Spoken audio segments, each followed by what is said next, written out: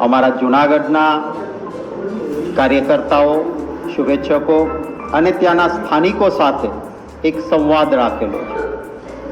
દરેક જિલ્લાઓમાં સ્થાનિક પ્રશ્નોના સંવાદ રાખ્યા બાદ ત્યાંના જે લોકલ પ્રશ્નો છે એ સરકાર સાંભળતી નથી, ત્યારે એક પદયાત્રા કરીને કાર્યકર્તાઓની સાથે કલેક્ટર ઓફિસ સુધી જવાનું. કલેક્ટર ઓફિસની બહાર અમે સૌ ઊભા રહીએ, કારણ કે અમે અવ્યવસ્થા કરવા નથી માંગતા, અને અમારા પ્રમુખ શહેર અને જિલ્લાના એ ત્યાં જઈને આવેદનપત્ર સુપ્રત કરે. એ આવેદનપત્ર સ્થાનિક લોકોની સમસ્યા અને સ્થાનિક લોકોની માંગણીઓ એ મુખ્યત્વે ઉજાગર કરવાનો એક જવાબદાર રચનાત્મક વિરોધ પક્ષ તરીકે અમારો પ્રયત્ન હોય છે. એના ભાગરૂપે આજે જૂનાગઢનો કાર્યક્રમ છે, એ પછી ચારણ સમાજનું સોનલ આઈમાની શતાબ્દીની ઉજવણી છે, તો એ નિમિત્તે ત્યાં મઢડા ખાતે સોનલ ધામમાં દર્શન કરવા માટે પણ હું ત્યાં જવાનો છું. બાપુ, અયોધ્યા રામ મંદિરને લઈને જે રીતે કોંગ્રેસનું મોવડી મંડળ છે કેન્દ્રીય, તે જવાનું નથી, પરંતુ સ્થાનિક કક્ષાએ અર્જુનભાઈ અને જે અમરીશભાઈ જે ટ્વીટ કરી છે, શું કહેશો આને લઈને? સૌથી પહેલા વાત એ છે કે આપણા હિન્દુ ધર્મમાં કોઈ પણ બાબતમાં સર્વોત્તમ નિર્ણય એ આપણા શાસ્ત્રો મુજબ, આપણી પરંપરા મુજબ શંકરાચાર્યજી મહારાજ હોય છે. શંકરાચાર્યજી મહારાજ જ્યારે એમ કહેતા હોય કે જે મંદિરનું કામ પૂર્ણ નથી થયું એની પ્રતિષ્ઠા ન થઈ શકે. હું પોતે એક હિન્દુ છું, મારા માટે સર્વોત્તમ શબ્દ એ શંકરાચાર્યજી મહારાજના હોય, અને જ્યારે શંકરાચાર્યજી મહારાજ જ્યારે આવો આદેશ કરતા હોય ત્યારે ભારતીય જનતા પાર્ટી ચૂંટણી આવે છે, નહીતર તો રામનવમીથી વધારે રામ માટેનો મહત્વનો દિવસ કયો હોય? રામનવમીના દિવસે આ પ્રતિષ્ઠા મહોત્સવ થઈ શકે, પરંતુ ના, કામના નામે મત મળે એમ નથી તો રામને વટાવો. રામના નામે મત લેવા માટે એક ભારતીય જનતા પાર્ટી ઇવેન્ટ કરે તો એ ઇવેન્ટમાં ન જઈ શકાય. ભગવાન રામમાં પૂરી શ્રદ્ધા કોંગ્રેસ પક્ષ અને સમગ્ર દેશ અને દુનિયાને છે. ભગવાનના દર્શન માટે આમંત્રણની જરૂર નથી. વગર આમંત્રણે અમે રોજ મંદિરોમાં જતા હોઈએ છીએ.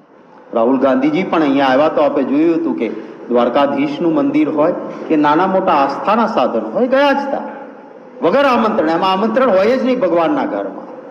બીજી બાબત મહત્વની એ છે કે ભારતીય જનતા પાર્ટી આ જે ઇવેન્ટ બનાવી રહી છે ત્યારે મારે એમને પણ કહેવું છે કે ભવ્યતાથી ભગવાનના આશીર્વાદ મળતા નથી, નહીતર તો ભવ્યતા રાવણ પાસે હતી.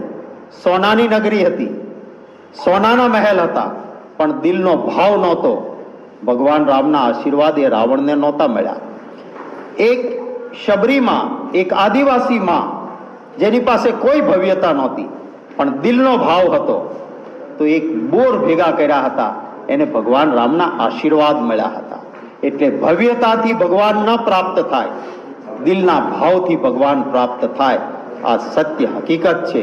ભગવાન શ્રી રામના દર્શન માટે જ્યારે પૂર્ણ મંદિર થયા પછી, જ્યારે શંકરાચાર્યજી મહારાજો પણ એકતાથી, એકરૂપતાથી કહે કે હવે મંદિર પૂર્ણ થયું છે, તો અમને કોઈ આમંત્રણની જરૂર નથી. ભગવાનના દર્શન કરવા માટે એ મંદિરમાં એક કોંગ્રેસી જરૂર જવાના છીએ, પરંતુ ભાજપની ઇવેન્ટમાં ન જઈ શકાય. અર્જુનભાઈ હોય, અમારા મિત્રો હોય, દરેકને અમારે ત્યાં ભાજપ જેવું નથી કે આકા ને બોલા દૂસરી सांस नहीं निकल सकती है.